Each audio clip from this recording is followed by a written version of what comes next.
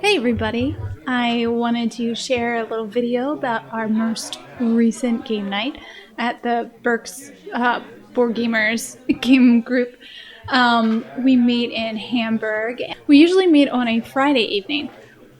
This year, the game night in February just happened to fall on February 14th. So we rescheduled for the 15th and did an all-day game day on the Saturday after Valentine's. So it was quite an event, and it was kind of spontaneous. We kind of realized a little late that it was going to be on the 14th, and so it just worked out. A lot of people could come, and as you can see, we had a lot of really great game choices because people came from all over to play games. I arrived a little late. I arrived about an hour late, so people had been setting up games, reading rules, and playing for about an hour into it when I got there. So as you can see, we have the usual suspects. We have WingSpan, we have Quacks of Quedlinburg, an 18x game. Oh well, you guys will lose more. That's how we're playing. Because Yeah, 18x games are not for me. A big game of Twilight Imperium was also running. Twilight Imperium is a negotiation alien-themed game. I've never played it. I might love it. I might hate it. I have no idea. But a lot of people really love it, and it takes all day to play. Everyone brought so many treats from Valentine's Day, a lot of snacks. It really felt like a party. The first game I got to play was Viticulture, and this was on my list of games that I don't get to play enough, so I was thrilled I got to play this. Viticulture is a worker placement game where you are owners of vineyards and you get points by producing the best wine. The next game I played was Just One, which I had never played before. It's a party game, a word game where you're trying to get the person to guess the correct word. And the trick is if two people suggest the same word as a clue, then it gets knocked out and you don't get to see that word. And you only get to say one word, which is why it's called Just One. We weren't very good at it. Just One is not the best at 4 players. It's definitely one of those bigger party games. Zeus? Yeah! We got one!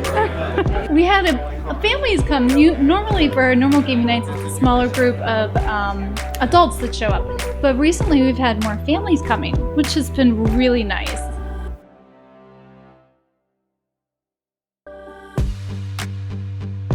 Alright, we got to play a giant game of Icecool and Icecool 2. So it was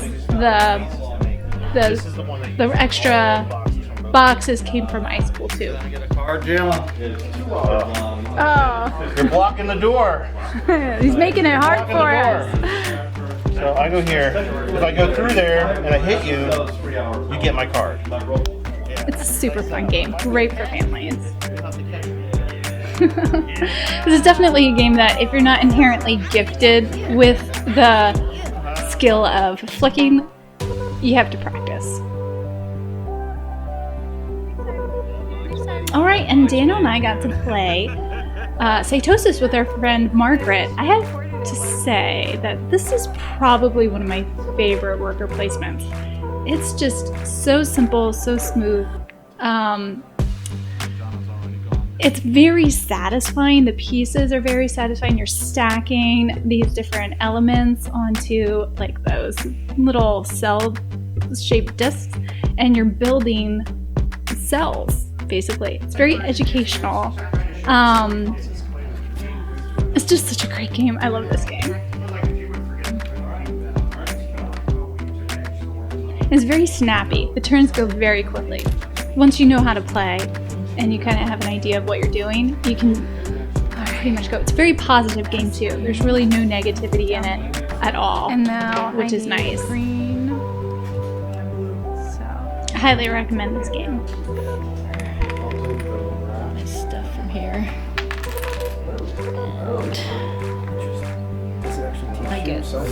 Yeah, it is.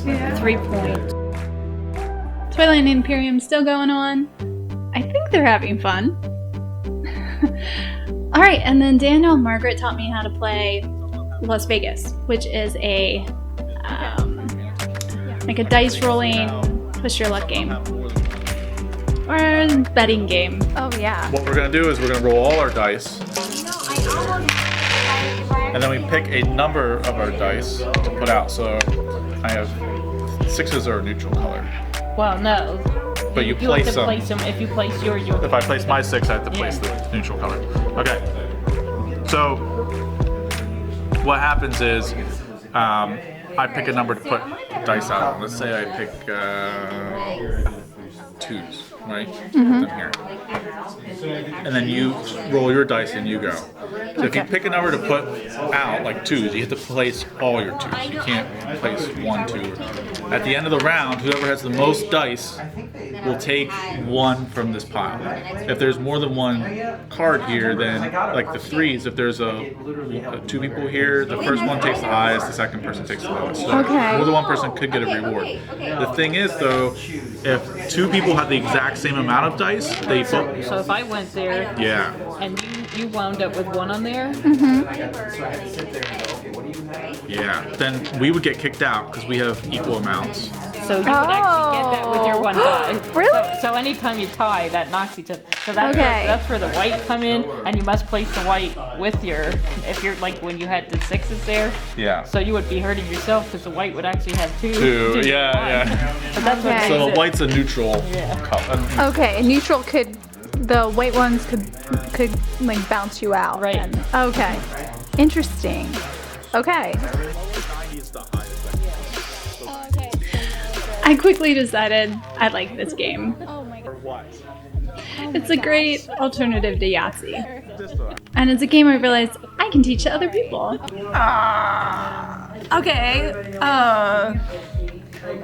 Maybe I'll do that. I don't know. That seems wasteful. Because then You it's do not very high. You do wind up battling each other, and then sometimes your whole round is they get 1, so now you try to get so you're ahead of them. This is so much harder. I could go here But it's still and make sure that it finishes. because if she rolls a 1, it's You have a little that's pirate on there. It's gonna finish regardless. That's right. I could be a pirate. Towards the end of the evening, people had started to go home, and Joe taught us how to play Manila, which you see here with the little boats. And this is a betting game. And this is probably, I think it's safe to say, this is my new favorite game. We decided to buy it while we were playing it. We just liked it so much. And when we were able to find a copy of it, it is kind of hard to find. I believe it was recently reprinted. My husband was able to purchase one from someone on Amazon, a German shop from Amazon. But basically you're betting on the boats and trying to see who's gonna win the race. So this game was QZ. This was a game that I'd heard a lot about. After playing Manila though, it didn't even come close. It just was not nearly as much fun as the game I had just played. So QZ I think I'm gonna pass on. It was very fun though. I'm glad I had the chance to play it. It's another betting game where you can basically you can bet any number you can think of. You just write it on your card and that's your bet. The only problem is that whoever spends the most at the end of the game, or has bet the most of their made up money, will lose automatically. So I don't know how to describe it. It's strange because it's all imaginary. It's an imaginary money game. So I'm not sure. I don't really get it. I didn't really. I don't know. I feel like I need a little bit more substantial facts to deal with when betting or racing or like doing push your luck. I didn't quite get it. All right, so that was pretty much the end of the night. We cleaned up afterwards, and it was just a really fun Valentine's weekend. It was so much fun playing games with new people and our old regulars and just having a really long game day. Thanks so much for watching this little video of our Valentine game day. I hope that you guys had a wonderful Valentine's Day. Leave comments, let me know what games that you got to play this February that you really enjoyed.